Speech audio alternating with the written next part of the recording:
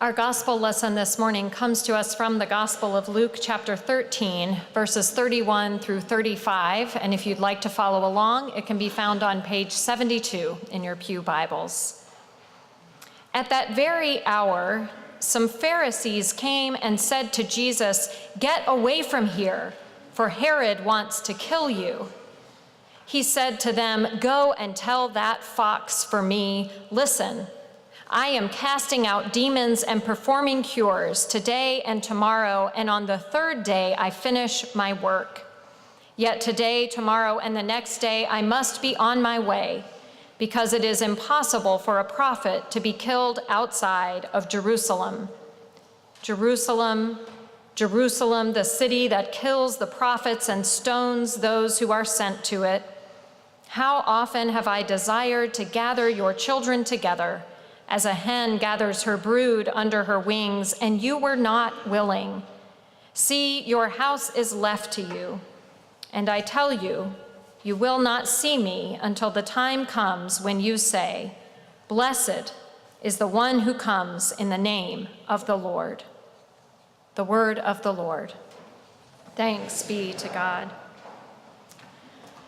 An ancient Greek poet once wrote, "The fox knows many things, but the hedgehog knows one big thing." A number of different thinkers have applied this comparison to different fields, noting that foxes have different strategies for solving problems. They are nuanced thinkers, comfortable with contradictions. Hedgehogs, on the other hand, reduce every problem to one big organizing principle.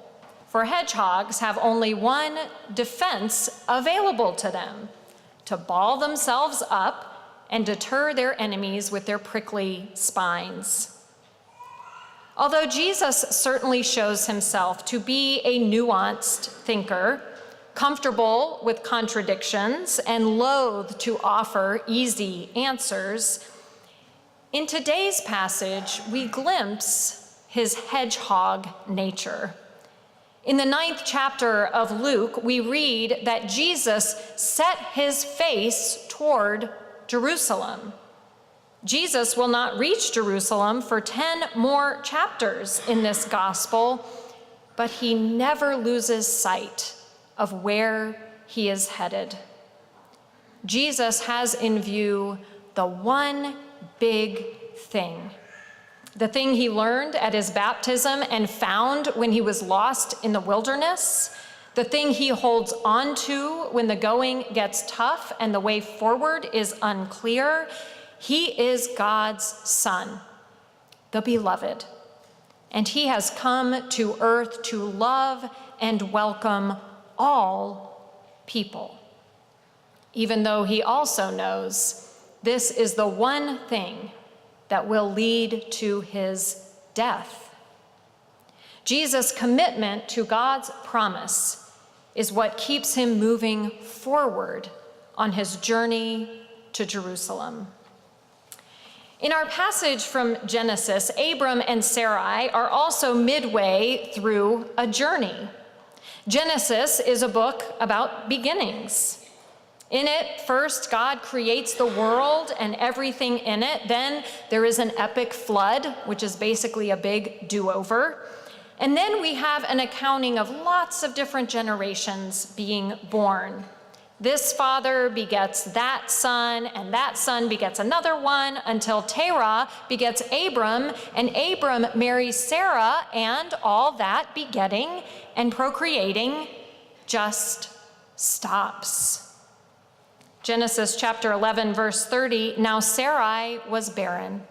She had no child." With that sentence, the story of God's people comes to a screeching halt until God comes to Abram in his old age and promises that he and Sarai will not only have the child they've been waiting for their whole lives, they will be the parents of God's chosen people, a great and populous nation. Throughout the Bible, God shows up like this. God enters situations that appear to be hopeless, barren. And God promises something so unimaginable that it sounds absurd, laughable even. It's no coincidence that when Abram and Sarai finally have a son, they name him Isaac from the Hebrew word for laughter. Again and again, God announces to the most unlikely people the implausible promise that they have been chosen to embody God's love and compassion and forgiveness in God's world and for God's people. This is the promise God makes to each one of us. We gather each week to remember not only that God has claimed us, just like God claims those children in baptism, but that God sends us into the world to share the good news of God's love. But like Jesus, confronted with the corrupt and violent Herod, and like Abram and Sarai, confused by the delay in seeing God's promise fulfilled, we struggle to hold fast to this promise when all the evidence around us suggests it cannot possibly be fulfilled. In 1966, Catherine Switzer was a 19-year-old college student and an avid runner. Back then, there were no women's cross-country teams, and so she trained with the manager of the men's team at her college, a 50-year-old named Arnie, who would entertain her on their long runs with stories of the many times he had run the Boston Marathon.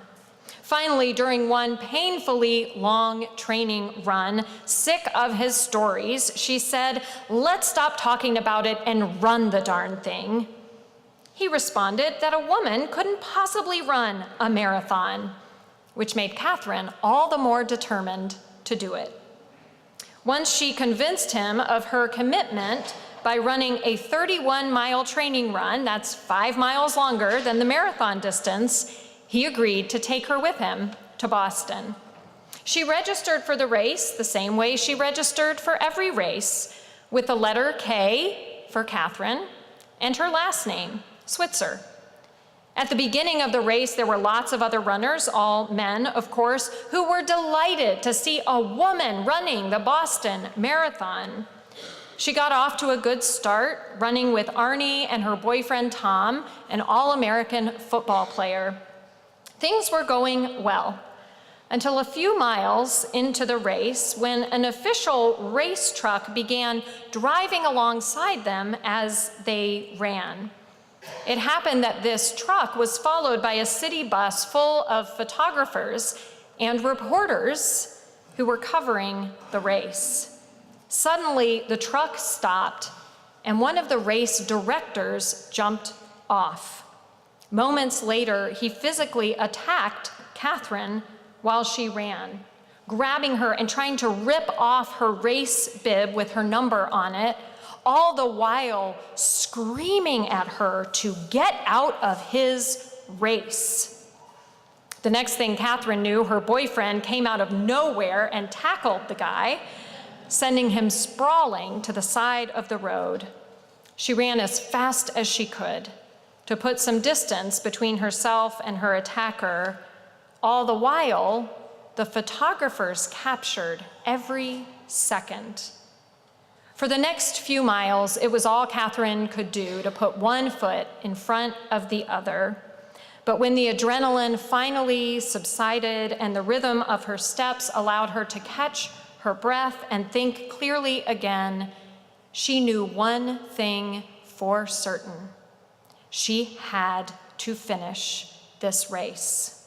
Even if she crawled across the finish line on her hands and knees, she had to finish.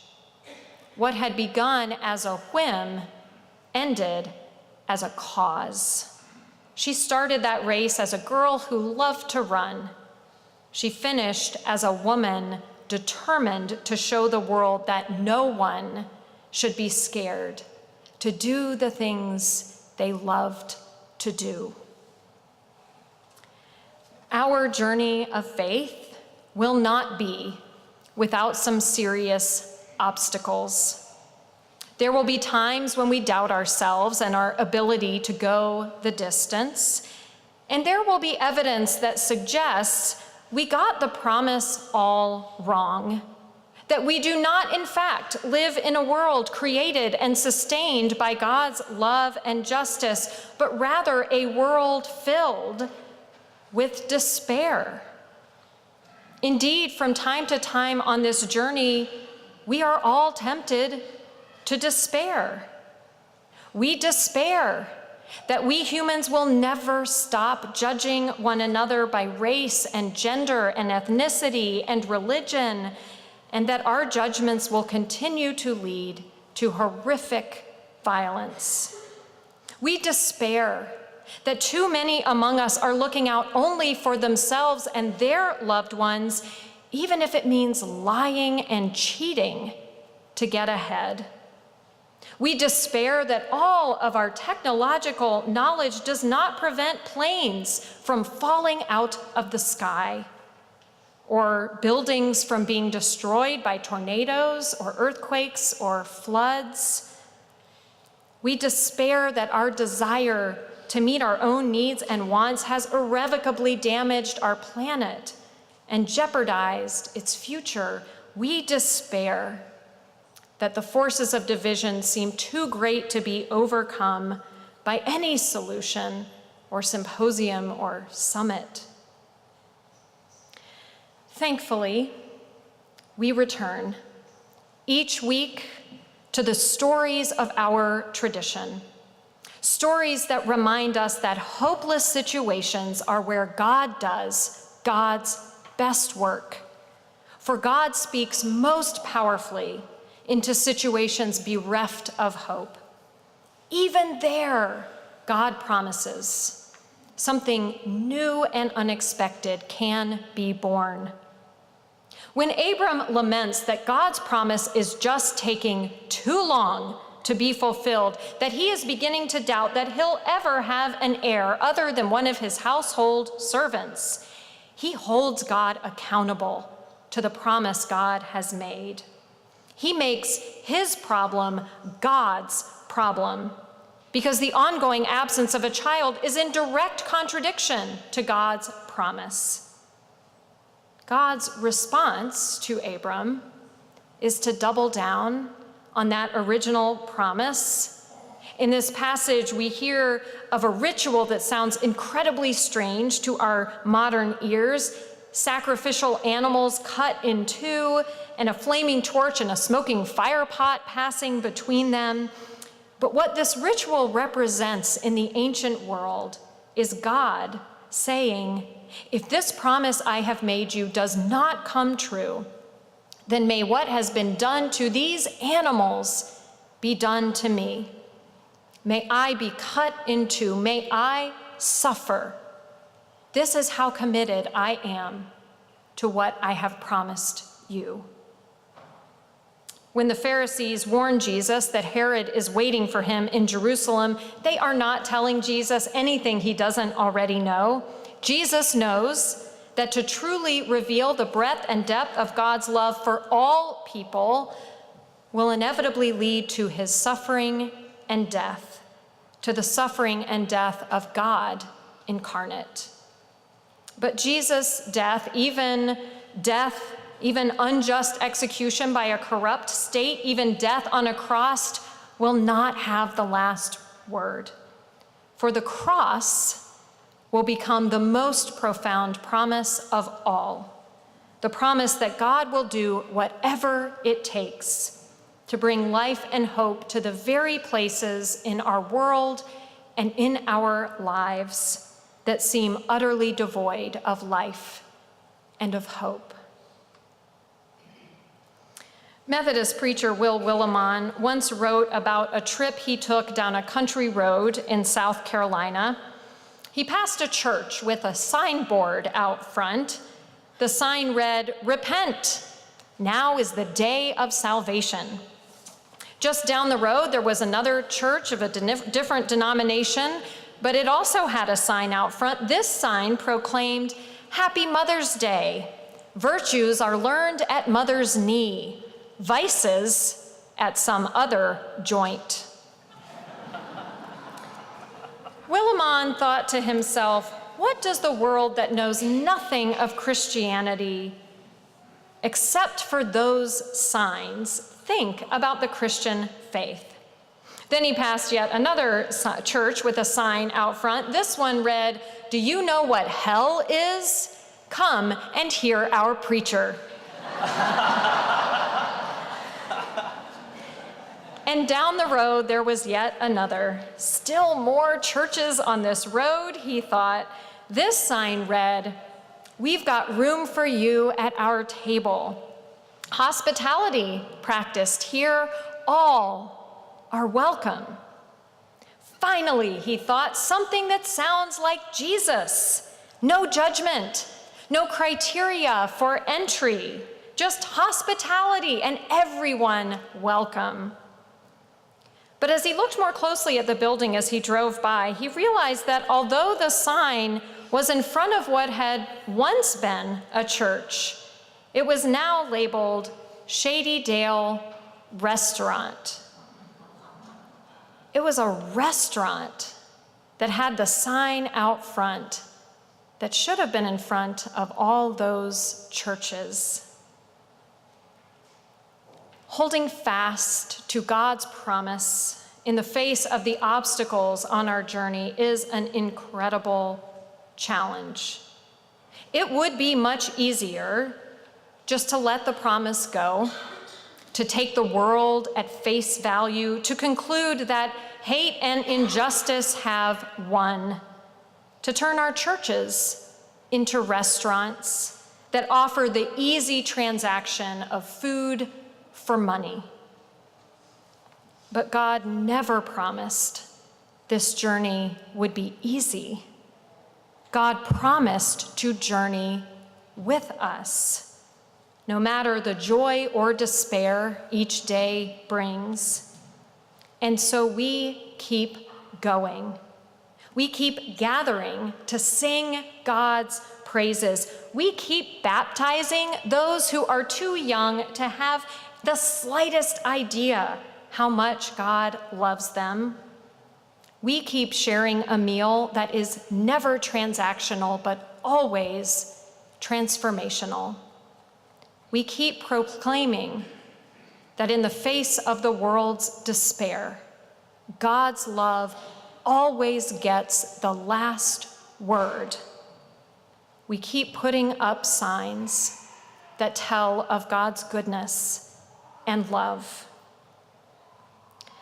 After the terrible earthquake in Christchurch, New Zealand in 2012, street artists began transforming the devastated city by painting murals on some of the walls that were still standing, much like the murals my family and I have been noticing as we drive around Richmond. An annual street art festival decided to run a competition to find a phrase that would sum up how residents of Christchurch felt about their city, and to have that phrase painted on a huge wall opposite the main bus station. And so now, in enormous red, white, and blue letters, that wall proclaims to this aching city, "I always knew you would come back." Amen.